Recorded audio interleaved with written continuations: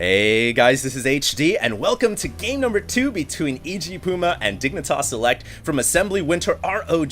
Down in the bottom left-hand corner, we do have Puma, the victor from the first match, after rolling out with a massive mechanized force, able to crush Select on Shakura's Plateau. He will be spawning as the Red Terran, and that is EG Puma once again. Now up in the top right-hand corner of the map, we do have Dignitas Select. Loser of the previous match has to win this game to tie it up and go to a third matchup for a shot to go to the round of 4. And remember guys, this is for $20,000, so it's a lot of money on the line. I just got done casting Stefano and Elfie yesterday. Hope you guys enjoyed that match. Tomorrow I'll be casting another set. I'm not too sure which one it is yet because I haven't looked at the names. As I said before, I haven't even seen this tournament yet. But there are a lot of big names in here, and you guys can already see, obviously, it's Puma and Select, which is extremely exciting. Now, the map is ESV Cloud Kingdom, which is a map that was introduced into the GSL not too long ago. Very interesting map. I've never actually casted a game on this map before, so this is going to be refreshing for me. And while I have seen games played on it, like I said before, I haven't casted it before, but I'll talk a little bit about the map. It has very similar features to most other maps in Starcraft 2. Of course, you've got the main, nothing too funky, no weird rocks inside the main or anything like that. Then you've got the natural, a ramp that goes down right into the expansion point. The natural expansion is very safe on this map. You guys can tell that it is choked off here by this little corridor. But as soon as you leave the corridor, you do enter into this area where there is a big ramp that is covered up by rocks. So in the early game, it's a small ramp, but it becomes a big ramp as the game progresses and those rocks get destroyed. Then you kind of go out in the rest of the map. You've got more expansions. It's a high ground to low ground mechanic because in the center of the map, it is mostly low ground. Then you've kind of got this plateau over here with more rocks, and vice versa over to the top right hand corner. And the thing about this map I think that makes it most interesting is all the elevation changes. You're going to have a lot of high ground to low ground action, and I've seen so many battles decided on this map just simply by holding onto the high ground and having superior positioning, and that is certainly going to bode true for Terran versus Terran. Now getting back to the build orders here, it does look like Select is taking the high road, and by the high road I mean going right into an expansion down to the low ground, whereas in the last game he did opt to tech up first. Oh, Puma just got an SCV kill there, unreal. You don't see that happen every day, and that sucks, but at least Select gets his revenge right there by killing off the SCV on its way out. So nice little control right there by the guy building the command center.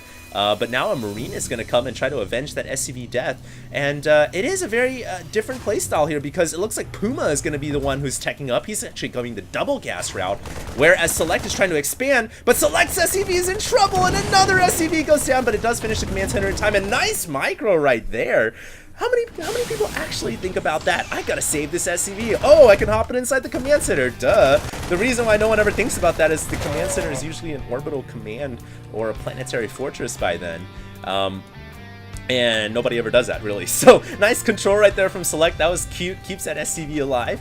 And smart thinking on his part. Now, we do have a double gas follow-up by Select, and he's going to try to at least keep up in the gas intake by his opponent. And on top of that, he's got the economic advantage, but that doesn't mean Puma is necessarily behind. He's actually going to tech right into Banshees here, which could put him significantly ahead. We'll just have to see how these Banshees play out. Now, there is a Marine or an SCV trying to make its way into the main, but the doors have basically closed, and there's no way that SCV will make its way in, so it gets destroyed at the ramp. And now Puma is going to be able to go ahead and get that Banshee freely as it researches the cloak. And now Puma is going to try to take to the skies, and Select really has no idea that this is coming. He's trying to get up an engineering bay right now, double engineering bay in fact. So his whole strategy now, Select, is mass bio. There is not going to be any factory for a while. There is not going to be any starport. No mechanized units, no Vikings or anything like that. Literally, this is going to be a huge Marine build by Select, and he's going to try to get mass upgrades out of the Marines. He might even be going for some kind of a 1-1-2-2 timing strike. But the problem here is that he doesn't know there's Cloak Banshees. However, having said that, because he's got engineering bays down already, because he's got the natural expansion down, he should have significant opportunities to catch the cloak and destroy it, especially with all the Marines he's gonna have out on the field. So I would imagine that Select is gonna be able to shut this down pretty well, but we'll just have to see really if Select is saving energy on the orbital commands, and he did not. He just dropped a meal on that orbital. He dropped a meal on this one as well, so he's not gonna have energy for Comsat for another 20 seconds or so, and that could be all the time that is needed for Puma to kill off a huge amount of SCVs here. And Puma is going to go right for the SCV line. He's going to get one SCV. He's going to get a second SCV. Now he drops the cloak, and Select has no missile turrets inbound. He has no Comsat energy yet for another 10 seconds, and Puma has killed off already 7 harvesters total in this game. He's going to pick off several Marines at the same time as well. He sees all the tech. He could even go for the mules as well, but I guess he just wants to pick off SCVs, being more of a permanent mark in damage against his opponent. And now finally a missile turret comes up inside the mineral line, but not before Puma just ravages Select's SCV count. Already 10 harvesters down this game, and now a cloak comes out to get rid of that Banshee, but he can't even get the Banshee. Puma micros it to the top left corner where there was no anti-air covering fire, and he gets the Banshee out of there alive, which means he can repair it, he can bring it back in, and he can continue to bring down the Thunder against Select. Beautiful plays here, big plays by Puma. And inside the main, what do we have going on?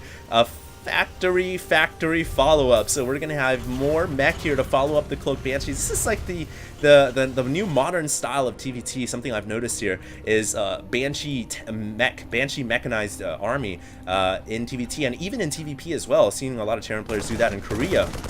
Now here comes Puma with 3 Hellions. They don't have Blue Flame, I don't think, and he's gonna try to drop them off, but it's gonna get shut down. Oh, they do have Blue Flame. Incredible. Puma already has Blue Flame upgraded, but unfortunately that was sniffed out by Select, and Select gets a big win there, shutting down the Hellions, which of course in turn saves his SCVs, and even killing off the medevac too. Nice job. Now let's check the Harvester tab. 40 Harvesters for Puma, 36 for Select. Army tabs showing a 10 supply difference in favor of Puma as well. So Puma is in the lead right now. He's going to try to further that lead by bringing in a couple of Cloak Banshees as well at the same time, but I don't see those Banshees doing much damage because there is a missile turret very smartly placed in between the mineral fields here, so I'm not too sure how much damage those Banshees can get in. They might be able to deny this refinery, and it looks like they're going to do just that, forcing the cancel. 57 minerals returned for Select, but the problem here really is Select, who is the loser of the previous match, has to win this match. He's contained right now inside his base. He's not able to move out. He has to stay inside his 2 bases, and that is a problem. He's got to expand. He's got to muster up an army, and really I'm looking at his base right now. I don't see much, just a handful of Marines, and he's scrambling to get around the place to protect his base, but those Cloak Banshees are just picking him apart and eating him alive right now. These 2 Banshees total combined have 15 kills already, which is a pretty nice number. Don't get me wrong, and he is still keeping them alive, so he can do more and more damage. And now he's going to try to expand this ramp by destroying the rocks, which could help his army strike in. It's essentially going to make it more of an open pathway, and he can get more forces in at once. So that could be nice for him. But he's just kind of working around the perimeter right now. Select brings his Marines over to the north, but there are Blue Flame Hellions underneath, and they roast up a large majority of those Marines, or at least force them to hop inside the medevac. So nice micro by Select to keep the Marines alive, but man, Puma is just knocking on the front door, and Select has no answer whatsoever. He has no answer at all right now, and really, I don't know what he's going to do. He's got to get siege tanks out to defend against the Hellions. He finally kills off that annoying, pesky Banshee, and now, I guess for the first time, you can kind of breathe and relax a little bit. But I definitely feel like the harass has cost Select dearly. Look at Select supply right now, 76 supply, under 106. I think a lot of that having been attributed to Select just not able to stay on point with the macro, not hitting his cues, not hitting his build order at the timing he would like to, and that's because he's been harassed literally all game long by Puma, and Puma just dominating and showing why he's got a 70% win rate in TvT, and now that siege tank army ready to roll out. That army is just looking really, really devastating. Select has got to get it together now if he's going to try to hold on and get into the third game of this round of 8 matchup. He's going to try to expand over to the third. I like that plan. He's got to get some minerals harvested over there. Right now, Puma is just kind of mobilizing across the map, really, controlling all the Xel'Naga towers, getting as much vision as possible, but Select is not deterred. He is pushing out across here, going to try to get some damage in, but he is literally going to be pushing into this massive tank army, and I don't know how he's going to hope to deal with that at this point. It's going to be a really big uphill battle for him, especially just look at his army. It's just ragtag compared to this army. Oh my goodness. I don't think Select realizes what he's about to walk into, and he drops a comsat, and I think now he's just realized how much work he's got to do if he's going to have a chance at defeating Puma now. It is going to be a real struggle for him. He's going to have to get into high gear, hit all the macro timings, get as many SCVs out. He has actually tied up with his opponent now, actually taking the lead there, 62 over 61. So now is his shot. Just sit back, get a large army, get the proper positioning here on Cloud Kingdom, and then go for the W, or at least try to harass his opponent or do something. Which Puma is now trying to do is he's bringing up 4 Hellions, and he's going to try to go ahead and get inside this third. Blue Flame Hellions getting slowed down by the concussive shells, unable to get into the mineral field, and they are going to go down. Nice control by Select right there with the concussive shelled Marauders, and he picks off 4 Hellions essentially for free. Didn't really lose anything there except maybe taking a little bit of damage, so he didn't take any permanent damage. Nice control. But Puma's tank army still looking menacing, guys. And Puma, let's check his upgrades. 1 weapons on the mech, no bio. Whereas Select actually has a lot of bio upgrades. Remember, guys, this is Select's ace card in the hole. This entire game, he has been upgrading like a boss. Remember, he opened up with a double engineering base right away. So that is his edge right now. He's got way better upgrades than these siege tanks. And if he can catch the siege tanks unsieged, that's how he's going to win this game. With his mass upgraded army to catch the siege tanks unsieged as they move across the map. And notice here, he's trying to buy time by staying on the high ground here in the center of Cloud Kingdom. This is what you gotta do. And you just gotta keep playing that game of cat and mouse until your opponent makes a mistake. Now he's gonna try to stem up here and attack. He's got to break through the Blue Flame Hellions first, but the PDD is blocking all the Marauder shots, and Puma just rolls in with the rest of his Blue Flame Hellions. He's gonna roast and toast everything on the ground, scout him and rout him, and Puma is going to take a huge advantage, but backups have arrived, but they get in range of the siege tanks, and the siege tanks just detonate everything on the ground. Select is in a lot of trouble, ladies and gentlemen. He's got to get it together. His bio upgrades are nearing 3-3. If he can get up to 3-3, he might actually have a shot here. But he's got to wait another 15 or so, or actually more, 40 or so seconds, and now he's just going to engage right into the firing line. He's got to pull out as the siege tanks all in siege, and the siege tanks all get a 1 round of shots apiece. And then Select, realizing that he was in a lot of danger, decided to pull out. So that was a smart idea right there. But still a back and forth game right now. Select is nearing that crucial 3-3 upgrade, and that is going to be his claim to fame. Can he get back in this game once that upgrade finishes or not? Puma is starting to siege up an inch closer, ever and ever closer over to Select, trying to constrict Select's natural entrance over to the third and thereby over to the 4th expansion, and that is a very, very smart idea. As long as Puma can siege up this area right here, it's going to be extremely difficult for Select to mobilize out and get control over the rest of the map. And now it looks like Puma rolling in with more Blue Flame Hellions over to the third. He roasts up more SCVs, and taking a look at the SCV kill count so far, 30 Harvesters killed for Puma and a measly peasly 1 for Select, and that really has been the tale of this matchup thus far. And now Puma continuing to inch the tanks, brings in a couple of Vikings, not too sure what he's looking for. He ended up losing a couple right there. Nice play by Select to pick those off immediately, and now Select's gonna stim up everything and roll in. It feels like the time is right. Can he break them? His Marines aren't 3-3, his Marauders aren't 3-3, but the tanks are too strong. The tanks are way too deep, and even though the tanks only have 1 upgrade, it didn't look like Select had enough to break that line right there. Although I must say, this tank army is pretty exposed from where it stands. Marines could flank from the back, they could strike from the front at the same time, and Select could crush that army if he had the right positioning. Meanwhile, a couple of Hellions trying to make their way over to the top left. They run into a planetary fortress, so that is going to be denied.